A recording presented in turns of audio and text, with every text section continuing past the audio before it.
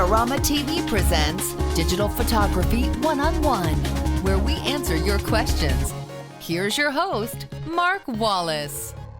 Hey everybody, welcome to Digital Photography One-on-One. I'm Mark Wallace. Well, this week we have a question that was actually asked by a ton of people, and so I'm just going to summarize it for you. And it has to do with our sister show, How'd They Do That? And we've shot a lot of interviews with people that use a 50mm and a camera to get some really amazing looking shots. And we're specifically talking about the interviews with Cara Lane and Diana Elizabeth, Matt Dutile, Megan Klug, and Tamar Levine. They all have this very similar look. And so we've had a ton of comments and questions saying, can you please show us how to shoot in manual mode with that wide open aperture to get this really shallow depth of field and just sort of this heavenly look. Well, we're going to do that. But before we do, you really need to understand how to shoot in manual mode. We covered that in episode 53, all about how to put your camera in manual mode and make sure you get the best shots. And then there's another thing you need to understand, and that is called shallow depth of field. We covered that in episode 12 of Digital Photography One-on-One. So you need to know both of those things to make sure you're ready for this episode.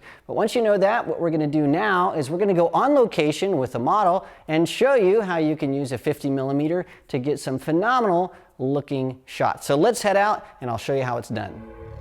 Well, here we are in downtown Phoenix and I'm shooting Brenda. She is our model today. And what we're doing is I'm using a Canon 5D Mark II with a 50mm prime lens. That means it doesn't zoom in or out. And I have everything set to manual mode. Now the reason I'm doing that is we have this light that's coming right down over Brenda's shoulders. And if I shot on aperture priority mode or shutter priority mode, then anytime I'm moving my composition, if I got a little bit of that sun to come into the lens, well, it's going to change the exposure drastically, and I don't want that. So I'm shooting in manual mode to make sure I lock in exactly what the exposure is on her face that I want, and then I can shoot with no problem of the exposure going up or down. It's going to stay consistent, and so that's why I'm shooting on manual mode. Now, the lens is also on manual focus.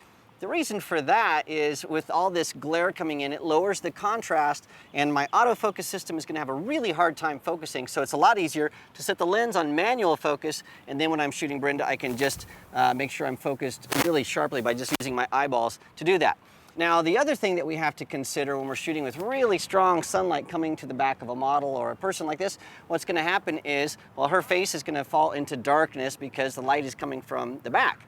Now, what to do to make sure that you get some light on that is to either use a flash, and that's what I'm using. There's another thing we can do though. We can use one of these guys right here. This is a reflector, and the reflector just adds a little bit of light to the front of a subject.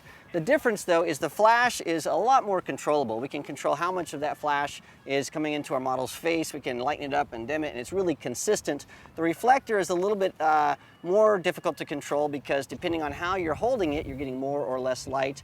And the other thing is the reflector has a constant reflection of light onto a subject's face. And that is really going to make them squint. We were doing this earlier, and sometimes your subject will actually start having their eyes water because the sunlight reflecting off of a silver reflector like this is just a little bit too bright. So what we're going to do instead is we're going to use our flash, and that will allow us to control that. So again, I have my camera set in manual mode. I'm actually shooting at an ISO of 100. I've opened my aperture wide up to give us really shallow depth of field. So I'm shooting at 1.4, and I've metered this at 64/100th of a second, so my shutter is really, really fast.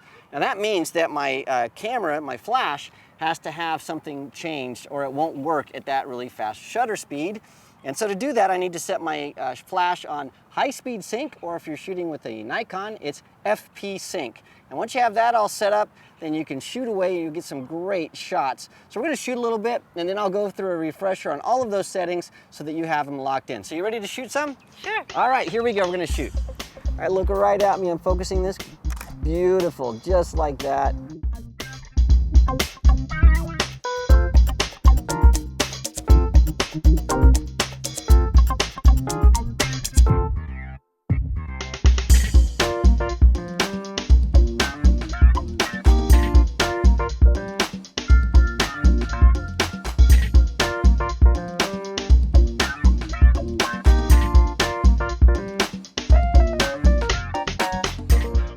All right, well, that was a lot of fun. We just got done shooting a few shots. Now remember the list to remember. You need to set your camera on manual mode.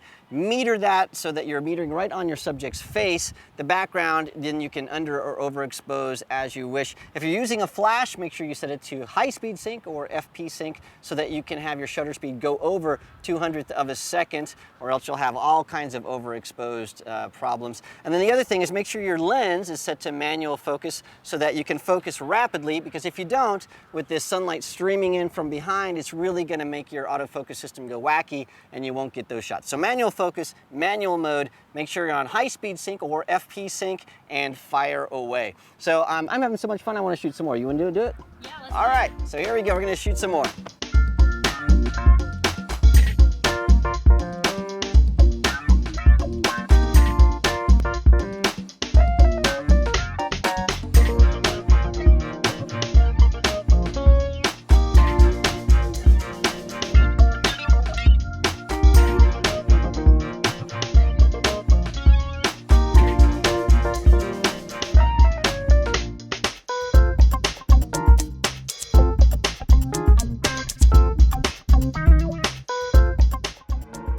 Well, there you have it. That's how we can use the 50mm lens to get some amazing looking shots, shallow depth of field, and that sort of heavenly look with light just surrounding your subject. I hope you found this episode useful. Well, remember, please leave your comments on our videos, or if you have questions, you can send those to me at AskMark@Adorama.com, and we might just use your question on our next show. Thanks again for joining me. I'll see you again next week. This episode is brought to you by Adorama TV. Visit the Adorama Learning Center, where you'll find photography tips and techniques, links to the gear used in this episode, and related videos. For all the latest photography, video, and computer gear, visit Adorama.com. And the next time you're in New York City, visit our store, located on 18th Street between 5th and 6th Avenue.